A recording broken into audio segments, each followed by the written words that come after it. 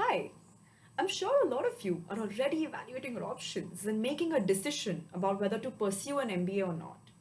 Did you guys know that you can formulate this problem as a decision model and evaluate it based on the payoffs and the costs associated with it?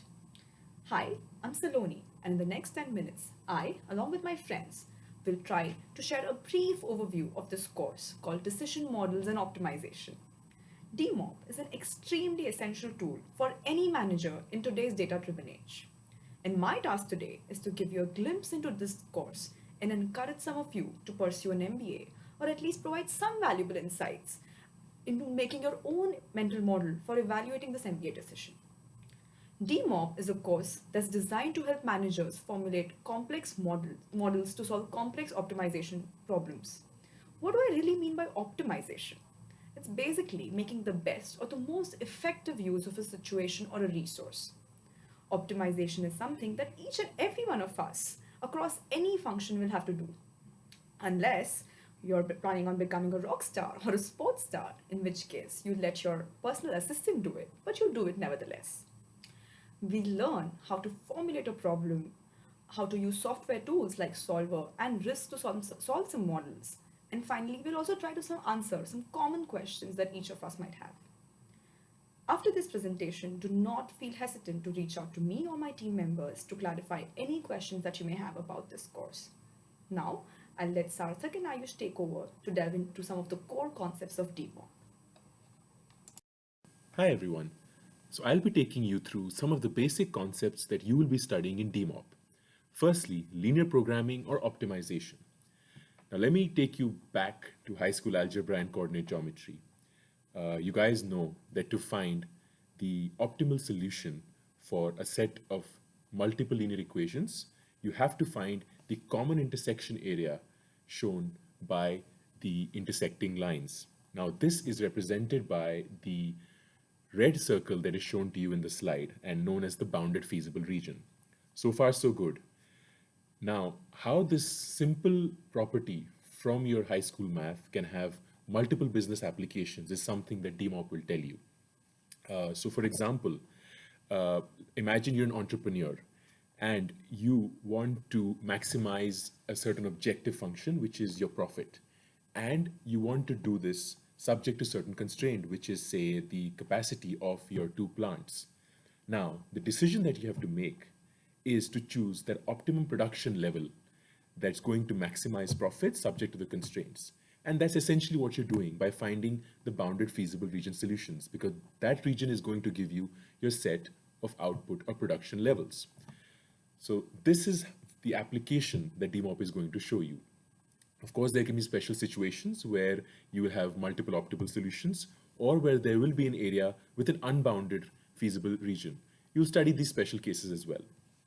Moving on, the next concept that you will study in detail will be the decision trees, which are a very intuitive and logical way to make decisions under uncertainty. I'll just explain this through a very simple example. Now imagine that you have to decide where you have to build a sugar processing plant. Is it location 1 or location 2?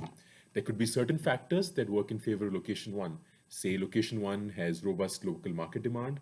It could have very favorable supply of raw materials due to a sound rainfall. At the same time, location 2 could have very favorable real estate prices and cheap labor. Now, the decision for you, and this is where decision trees come into the picture, is to use a backward induction model to be able to assign probabilities and payoffs for each of these contingent scenarios and to be able to calculate the expected payoffs. And expected payoffs are nothing but found out by multiplying the probability with your payoff. So that's what we've done in the figure in the slide, wherein the green option, which is location 1, has a higher expected payoff than option 2, which is circled in red. This is a very simple example of how you will actually go ahead and make decisions using payoffs and probabilities. You through a very simple yet powerful concept in DMOP that finds applications in our daily lives. For example, consider a newspaper vendor who faces an uncertainty in demand on a daily basis. Let's say he procures newspapers at rupees 4 apiece, sells it to his customers at rupees 5, and the unsold newspapers at the end of the day are sold back to a kabadiwala for rupees 3. So in effect, he is making a gain of 1 rupee when he sells it to a customer and makes a loss of 1 rupee when he sells it to a kabadi wala. Now, he must make a decision as to how many newspapers must he stock up on a single day so that his total costs are minimized. Let's say his intuition tells him that he must stock up 100 newspapers on a particular day. At the end of the day, he realizes that the actual demand was only 90 newspapers. So, in effect, he has lost rupees 10 as the extra 10 newspapers have to be sold to a kabadiwala at a loss of 1 rupee. Whereas, if the demand were to be, say, 110 newspapers, then he would have lost 10 rupees again because he wouldn't be able to meet demand. So essentially, he has to make a trade off between overstocking and understocking to minimize total cost. How DMOP fits into the picture is that it helps you look at historical data, fit a distribution, and derive the optimal service level, which is basically the probability that you will be able to meet demand in a single period.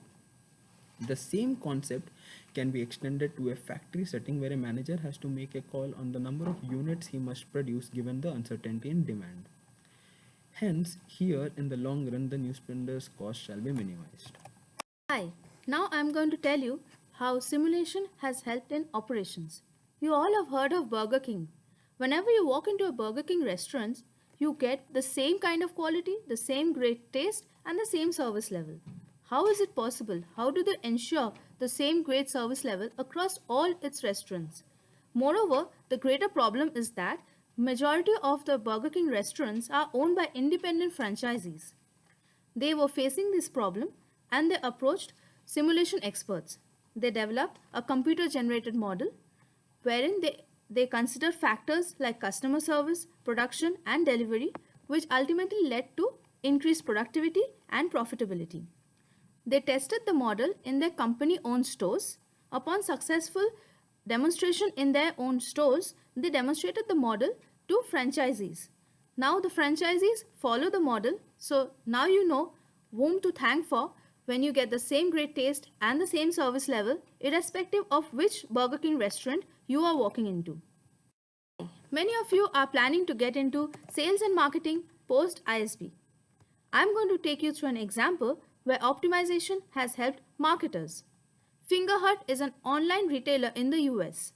They were sending catalog mails to all their customers, similar catalog mails. Many of the 340 million catalog mails that they sent to their 7 million customers annually were redundant and unproductive. Today I may get a mail promoting a product which I'm not interested in at all. So what did they do? They approached optimization experts. They developed a computer generated model wherein they considered factors like customer prediction, advertising allocation. They considered the factors like if a customer is purchasing a product, what other customers who purchase this product are also interested in. They considered factors like demographics, the city that you are staying in, the city that you were staying in, your product purchase history, your catalog search history. Upon optimization of the model, they started sending customized mails to all their customers. This directly led to $3.5 million profit within just 1 year. Now they are also developing models to target prospective and inactive customers. So now you know optimization is of use to all of you who are going to get into sales and marketing too. The concepts from the course are applicable across industries. Let me give you an example from the finance industry. So Merrill Lynch used Monte Carlo simulations to predict priority customers from a pool of prospect customers. The models help them predict priority customers with an accuracy of 90%, which generated $6 billion in additional assets.